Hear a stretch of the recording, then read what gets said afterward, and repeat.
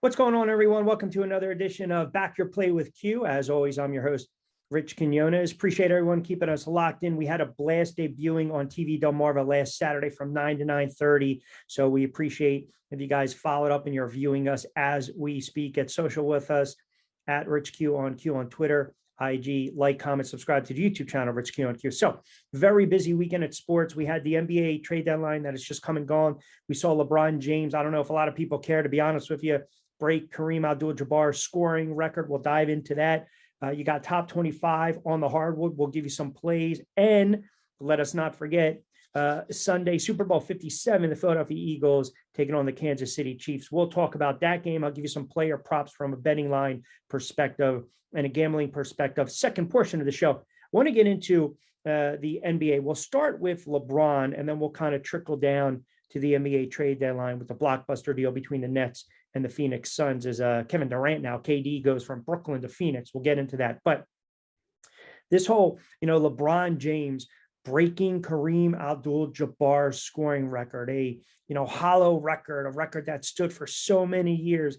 And I don't know, this almost reminds me, to be quite honest, if, a tree falls in the woods and no one's around, doesn't make a noise. If no one's around to hear, it doesn't make a noise. And I say it in tongue in cheek because of this.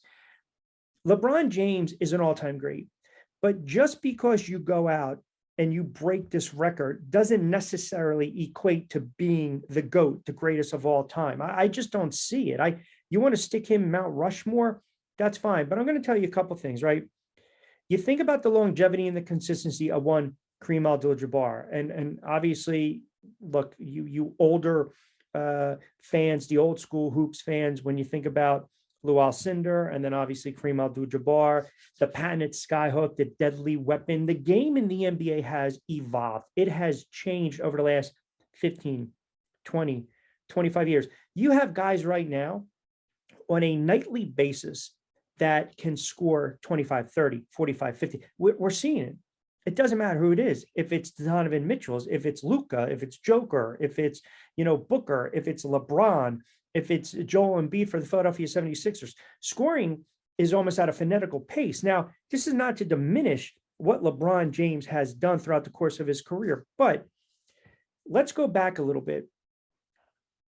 The NBA, when we start to talk about how the rules have changed, especially when Wilt played, where, we want to make it a little more competitive within the foul line and in, right? We don't want someone to always camp out and dominate. Kareem's patented skyhook was a lethal weapon, was it not? It was an unbelievable shot. That was part of his repertoire, part of his game. Winning player, had the great run, obviously, second arc of his career with Showtime in the Los Angeles Lakers. But LeBron James is not even the best Laker. And people, they don't want to hear that right now. See, people think of LeBron, were you a Cav? Were you a Heat? Back to the Cavs, now to Lakers. Okay, you want a title on the bubble. You're not even the all-time great Laker. That distinction, you can talk about Kareem. You can go James Worthy. Heck, you can go Kobe Bryant. You can go Jerry West. So for us to now sit here and say, because you broke this record, you are the all-time greatest, I'm not buying it. And stop comparing him to Michael Jordan, because they're two different positions. If you want to compare LeBron to anyone, compare him to Magic Johnson. And oh, by the way, we didn't even name him when we talk about all-time great Lakers. So for his advanced age, to put up the type of points that he's doing is flat out remarkable, and I commend him. But if somebody turns around and they break the all-time hits record, or when Pete Rose broke Cobb's record, did people turn around and say Pete Rose was the greatest baseball player ever? No, they didn't. I think it's more about compiling when you get deeper or in the twilight of your career. It's like a hitter trying to achieve 3,000 hits, and they're playing for 21, 22 years, right? Do the math. I also think the advent of the three-point shot, which again, really hasn't been brought up early 80s. You think about all those shots from beyond the arc that LeBron and some of these players have hit, that also expedites the process a little bit.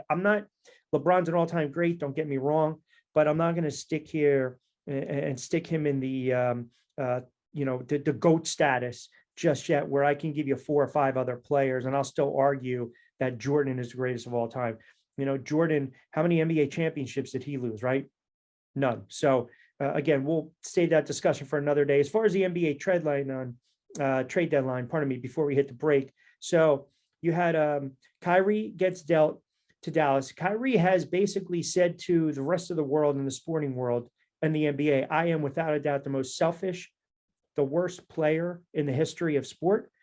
He makes Terrell Owens, Chad Johnson, Randy Moss, Dennis Rodman look like altar boys. This kid has never been happy since the first time he stepped out on the floor, when he was with Cleveland and LeBron, when he was with Boston and they were trying to make a run, and then back with the Nets. He's basically wrecked every franchise he's come in contact with. And again, we're not even going to get into the anti-Semitic tweets or the COVID issues last year where he limited himself from playing X amount of games with the Brooklyn Nets. It just hasn't panned out. So Harden, Durant, Kyrie, 16 total games, 16 for the big three. The era of the big three in the NBA is done. It's no longer. All you need is a Batman to the Robin. You should be good to go. Durant out of Brooklyn, mega deal to Phoenix right now. So you team him up with Devin Booker, Chris Paul, DeAndre Ayton.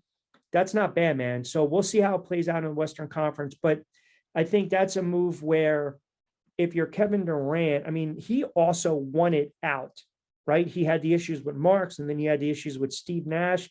And in the NBA, the coach goes, the player doesn't. NFL, it's a little different story sometimes, right? You can kind of jettison the player here and there. They bring in Vaughn, and you're thinking this team's going to win a little bit. And they start to go on a little bit of a run, and then what happens? Kyrie's playing the best basketball of his career. He really was. He's a Hall of Fame talent. Don't get me wrong. He's a Hall of Fame talent. Let us not forget, without him in Game 7 against Golden State back in the day when he was with the Cavs, they're probably not going to win that series. Everyone remembers the poster of LeBron, the rundown block, chase block of Andre Iguodala, but Kyrie had some big shots in that series and in that Game 7. He's just not a happy camper. And I don't know how much longer franchises and teams can live with that. When the talent and the quality and the production of the play goes down, that's when you'll see Kyrie and his career gets shorter, tighter, and tighter. And then maybe he becomes a vagabond and a journeyman player or a guy coming off the bench. Right now, if you look at the odds, though, Boston still sits there at plus 280. And I love the Tatum and Brown and Horford connection. The Bucks at 420. We know the big G. Suns now, they've left over 4 teams at plus 460. Denver plus 700.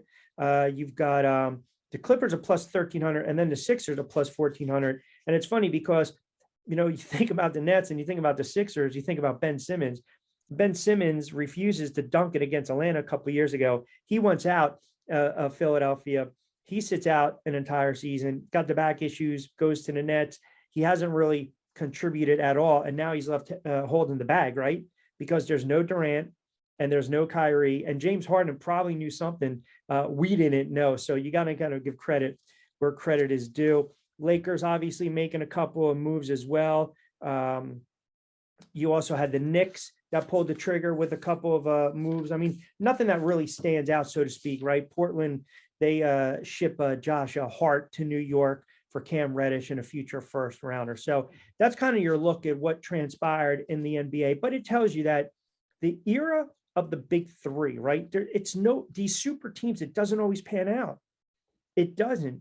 So you can make a pitch to your buddy. You can try to, you know, make a move for them and sell them on your team. And here it's me and another guy, and it's Batman and it's Robin. We need one more Robin, and there's the 3 of us. And it turns out that this team more resembled the Three Stooges because they played 16 games together and it did not pan out at all. And it was an utter disgrace.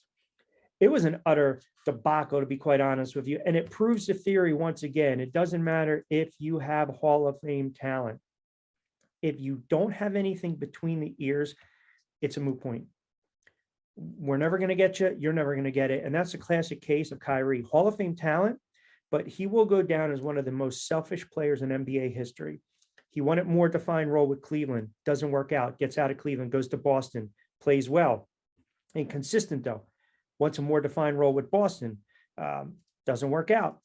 Wants to go to the Nets. Wants to be with James Harden. Wants to be with Kyrie. That doesn't work out. So after a while, you got to start to take a look at yourself in the mirror, to be quite honest with you. And if you don't like what's looking back at you, that's never a good thing. So, all right, as we're approaching the halfway mark of this edition of BYP again on TV Del Mar. Appreciate everyone checking us out. The YouTube channel, Rich Q on Q. Subscribe, like, comment, share, engage. You guys can always comment. I comment back. We have a nice little back and forth banter.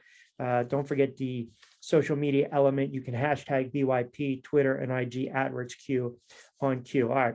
What we'll do is we'll step aside on this Saturday. When we come back, we'll get into Super Bowl 57. We'll kind of give you the matchup within the matchup. Also, I believe this game might resemble a Super Bowl we saw a couple years ago. And we'll talk about that on the other side right after this. Keep it locked in as we are midway through a Saturday edition of BYP.